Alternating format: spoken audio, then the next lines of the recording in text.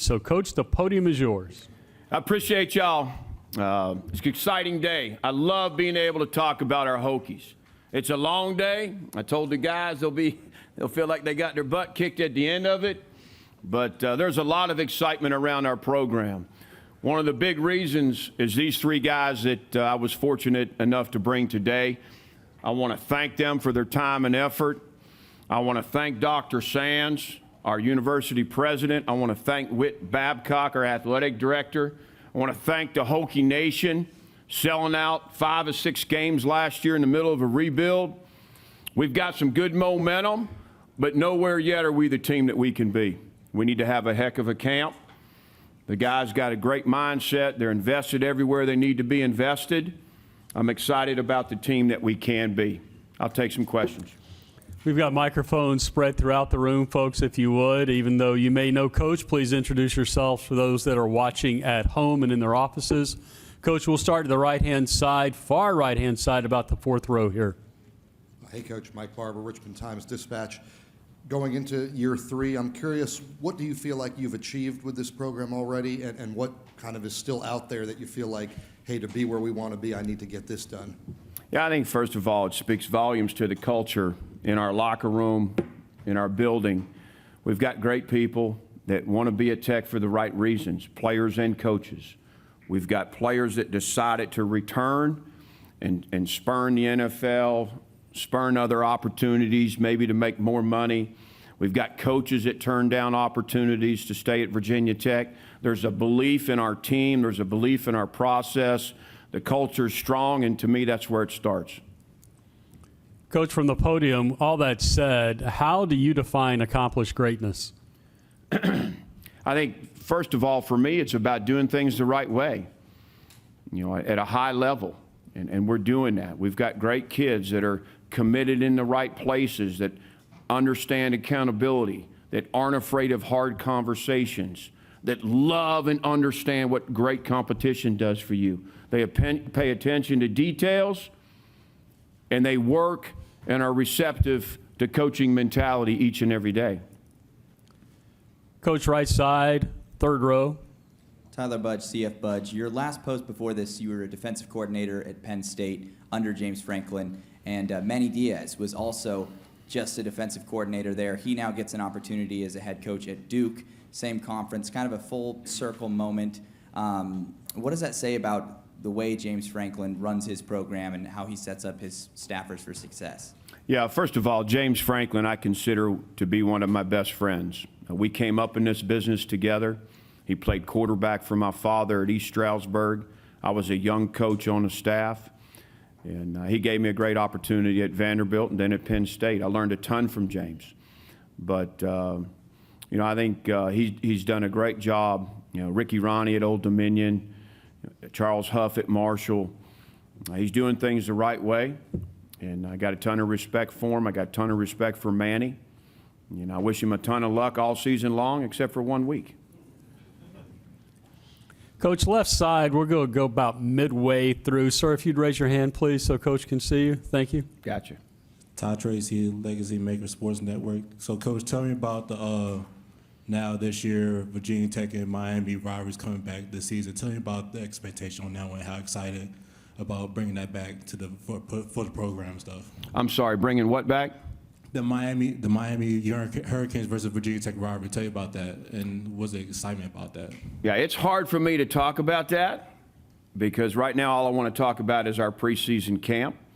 But I do understand what that rivalry means to Virginia Tech faithful, to the alum, to the fans, former players. I was part of some big games in the 3 years that I was at Virginia Tech. So I do understand that. I mean, it's good for college football. It's good for the ACC. I'm excited about the game, but it's pretty far down the road for us right now. Coach, left side, young lady in the suit there. I'm Katrina Sackman for Sports and Culture Media. Coach, how are you? Good. You have some big guys returning. Your top 4 receivers have returned. What are your expectations from this receiver room? Yeah, I'm very proud of that room. Arguably a real concern, our most concerning position going into last season And this year, I'd say, could be one of our greatest strengths. Coach Mines has done a great job developing those guys, recruiting to that room. I think the competition that we create with our defensive backs, with Dorian and Mansour and those guys, I think the relationship that Kyron has with those wide receivers has been critical. There's a lot of good things happening in that room. Coach, left side, follow the aisle up just at the end there. Yep. Hey, Coach. Faxon Childress, 105.5 The Roar. Wanted to ask you a little bit about the continuity and the retention in your roster and the NIL and transfer portal era. What you guys were able to do this offseason is very, very rare. How valuable is it to have the most returning production in the country back at Virginia Tech? Yeah, I think that's valuable for anybody. You want that. I think it goes into bringing the right people into your program, guys that want to be at Tech for the right reasons. I think it goes back to being a strong brotherhood. These guys love playing together. They believe in each other. They believe in team first. They enjoy Virginia Tech. I tell it all the time. I meet with each and every player at the end of the spring. And the last question I ask them is, do you like it here? And to a man, all but 4 or 5, the response was, Coach, I don't just like it here, I love it here.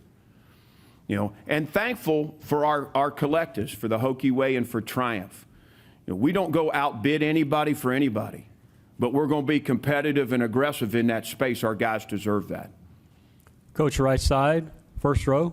Lever KT, CFB Nation. How's it going, Coach? Nice seeing you again. Lane Stadium has the best game day atmosphere. Thank you. In Yeah, the you're right. Country. Yeah. Enter Sandman comes on. It's an outer body experience. It's difficult to explain. What is it like coaching here on Saturdays?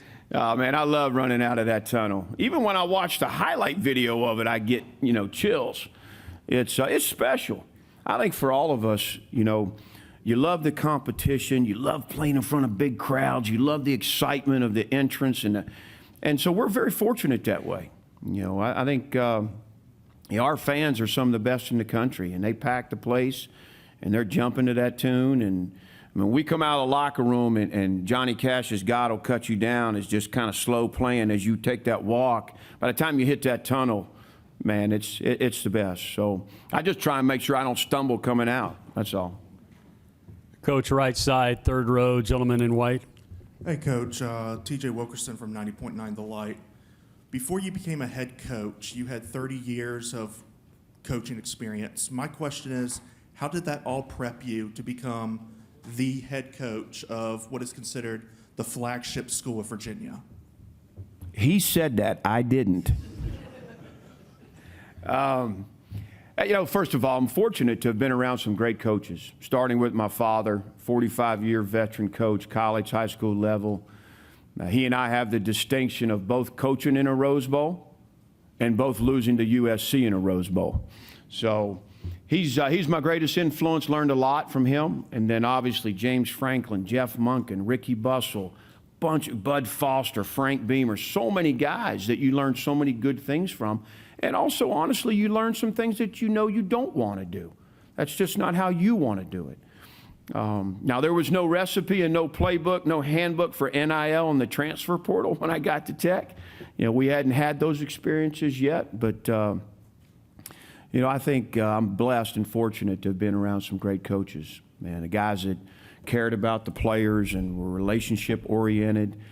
I still today, when I see Coach Beamer, I feel like a young GA. I just want to make him proud. I got a ton of respect for him. I see Bud Foster at our practices all the time. He's my greatest defensive mentor. So I'm very fortunate to be the head coach of Virginia Tech, and all of those people and all of those factors, played a part in me having this opportunity. Coach, we're going to go up the aisle to the right. It's a little dark back there, sir. If you'll raise your hand. There we go. Hi, Brent. Gene Wong, Washington Post. What strides have you been able to make from year one until now in terms of recruiting from the DMV? I know you had mentioned the importance of tapping into the talent from the National Capital Region to get the program where you want it to go. Yeah, to me, that's home turf. It's too easy to get to Blacksburg from the DMV. There's too many relationships that we have on our staff with coaches and programs in the DMV. There's too many great programs to not return to the DMV each and every year. We treat it like home turf. And we've made some good strides there. We're invested there like we are in the Commonwealth. It just makes too much sense for us. Coach, to your left, against the wall, the gentleman with the light ring there. Coach Rob Johnson, Legacy Maker Sports. When you talk to these legends that have come before you, how hungry does it make you to bring back that standard? I talked about that with Florida State yesterday, keeping that standard. You talk about Virginia Tech's standard. How hungry are you to bring that standard back along with your players? Yeah, I appreciate the question. That's one of the reasons I returned to Tech. I want those expectations. I understand those standards. People talk about how do you handle the expectations. Well, we all know that has nothing to do with the team that we can be when we go to Nashville. But at the same time, we all came to Virginia Tech because of those expectations. This is a place where you should expect to compete for the playoffs and expect to compete for a championship. That's who Tech is. Coach, all the way to the back of the room in the camera pit. Back here. All the way in the back, so towards the left. Gotcha. It's Brooke. There we Yep. go. Hey, Brooke. Is there a win that you had in the offseason that you'd be willing to share with us? I'm sorry, you said a win? A win. Yeah, it's called 3 weeks of vacation. I tell you what, the thing I'm most proud of is there was no sign of complacency on our football team. Our staff, our players, there a lot of pats on the back. There was success, there was accomplishments, and there was no sign of anybody coming off the gas, which I was very proud of. I consider that our biggest win this offseason. Coach, as we finish our time with you here from the podium, I want to follow up. You said that you're looking forward to having a heck of a camp. At the end of August, how will you know you had a heck of a camp? Yeah, to me, there's always weaknesses. There's areas you know you can be better at. There's areas you know through experiences you've got to be better than where you're at now. It can be depth. It can be technique. It can be somebody getting a fundamental squared away. It can be ball placement. It can be consistently catching the ball well with a particular individual. It can be making sure we have enough in the playbook to be, challenging when we need to be down the stretch. There's a lot of things that, you're always working to be better. And as a coach, you always have concerns where you're not at the ceiling, where you're not reaching potential. You always strive for that. Coach, thank you. You